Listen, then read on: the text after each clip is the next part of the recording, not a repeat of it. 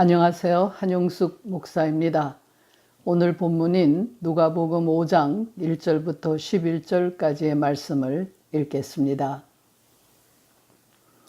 무리가 옹위하여 하나님의 말씀을 들을새 예수는 게네사렛 호숫가에 서서 호숫가에 두 배가 있는 것을 보시니 어부들은 배에서 나와서 그물을 씻는지라. 예수께서 한 배에 오르시니 그 배는 시몬의 배라. 육지에서 조금 뛰기를 청하시고 앉으사 배에서 무리를 가르치시더니 말씀을 마치시고 시몬에게 이르시되 깊은 데로 가서 그물을 내려 고기를 잡으라.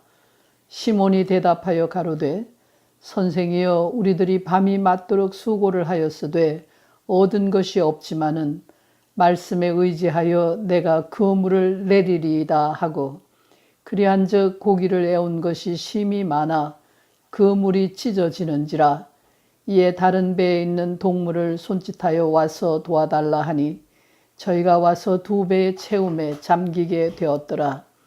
시몬 베드로가 이를 보고 예수의 무릎 아래 엎드려 가로되 주여 나를 떠나소서 나는 죄인으로소이다 하니 이는 자기와 및 함께 있는 모든 사람이 고기 잡힌 것을 인하여 놀라고 세베대의 아들로서 시몬의 동업자인 야고보와 요한도 놀랐음이라. 예수께서 시몬에게 일러 가라사대 무서워 말라. 이제 후로는 네가 사람을 취하리라 하시니 저희가 배들을 육지에 대고 모든 것을 버려두고 예수를 쫓으니라. 오늘 본문은 시몬 베드로가 어떻게 예수의 제자가 되었는지를 기록하고 있습니다. 시몬은 갈릴리 호수에서 고기를 잡던 어부였습니다. 그날도 시몬은 밤새도록 호수에 배를 띄우고 그물을 내렸습니다.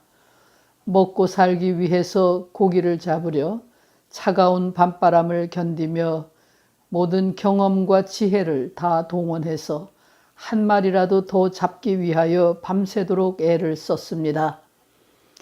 그러나 아침이 되어 그물을 들어 올리니 잡힌 고기가 없었습니다. 텅 빈 그물을 들여다보는 시몬의 마음이 얼마나 허탈했을지 짐작이 갑니다.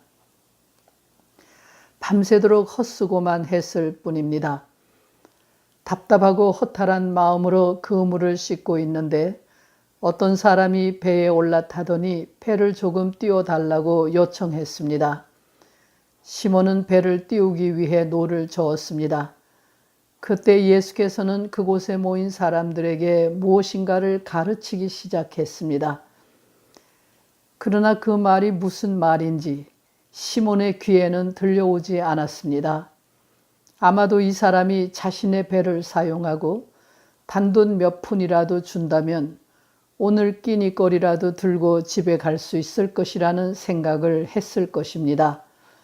자신의 절박한 문제가 해결되기 전에는 아무 소리도 귀에 들어오지 않는 것이 우리 인간의 일반적인 현상입니다. 예수께서는 참담한 표정을 하고 멍한 눈길로 힘없이 노를 젓고 있는 시몬을 바라보셨습니다. 가르치기를 끝내신 예수께서 시몬을 향해 말씀하셨습니다. 깊은 데로 가서 그물을 내려 고기를 잡아라. 예수께서는 시몬에게 가장 절박했던 문제를 말씀하신 것입니다. 만약 하늘나라 얘기를 하셨다면 시몬의 귀에는 들어오지도 않았을 것입니다. 깊은 데로 가서 그물을 내려 고기를 잡으라 하시는 말씀에 시몬은 대답했습니다. 우리가 밤새도록 호수 전체를 샅샅이 뒤지다시피 했지만 고기를 잡지 못했습니다.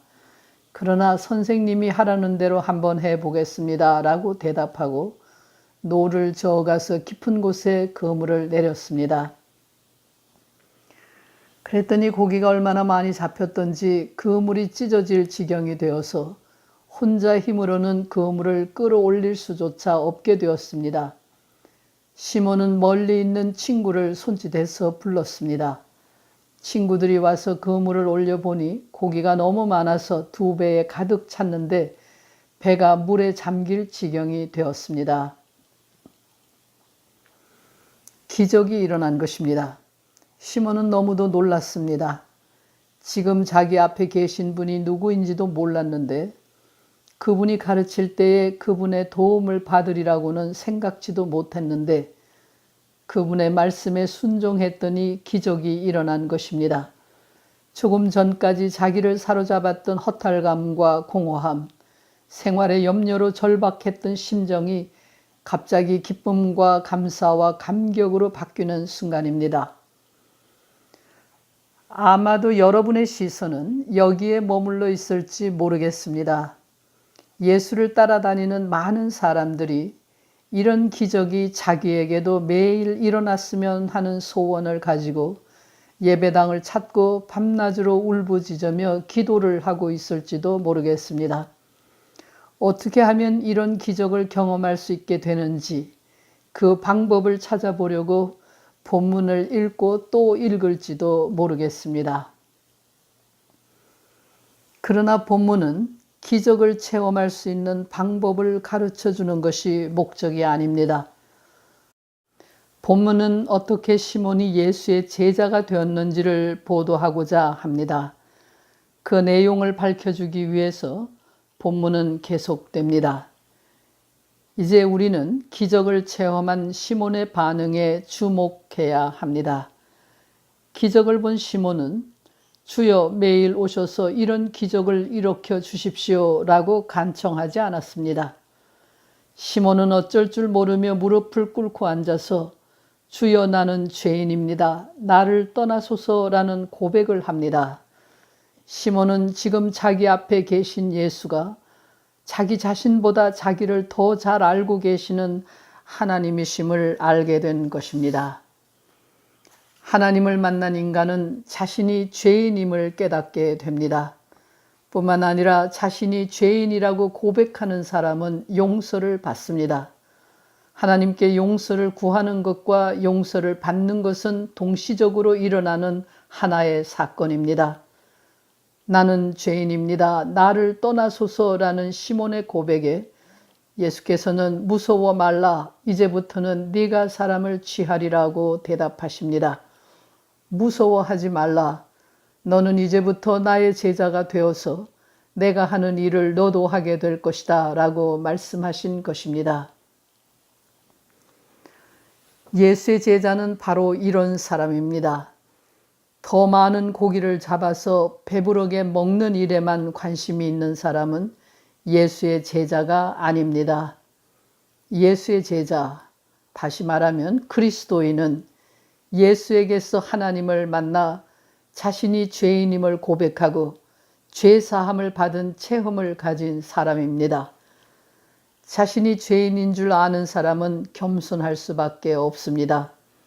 그는 사람들 위에 군림하는 것이 아니라 십자가에 죽기까지 자기를 낮추신 예수 그리스도의 겸손한 모습을 닮아갑니다. 또한 사람을 취한다는 말은 사람을 이용하기 위해서 사람을 사로잡는다는 것이 아니라 사람을 살려낸다는 뜻입니다. 예수의 제자가 하는 일은 인간을 살리는 예수의 일에 동참하는 것입니다. 예수의 제자는 인간을 구원하기 위해서 십자가에 죽기까지 자기를 희생하신 그 희생의 길을 가는 사람입니다. 사람을 살리는 일을 하기 위해서는 성직자가 되어야 하거나 교회의 일을 해야만 하는 것이 아닙니다. 어떤 종류의 일을 하든지 상관이 없습니다. 사람에게 유익을 주고 사람을 살리기 위해서 일을 한다면 그의 삶은 예수의 제자로 살아가는 삶이 되는 것입니다.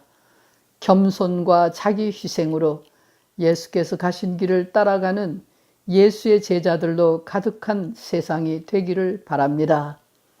기도하겠습니다. 티끌과 같은 우리의 삶에 찾아오셔서 영원에 있다운 예수 그리스도의 길을 따라갈 수 있도록 우리를 불러주신 하나님 감사합니다. 우리가 가야 할 그 길을 끝까지 갈 수 있도록 우리를 인도해 주시옵소서.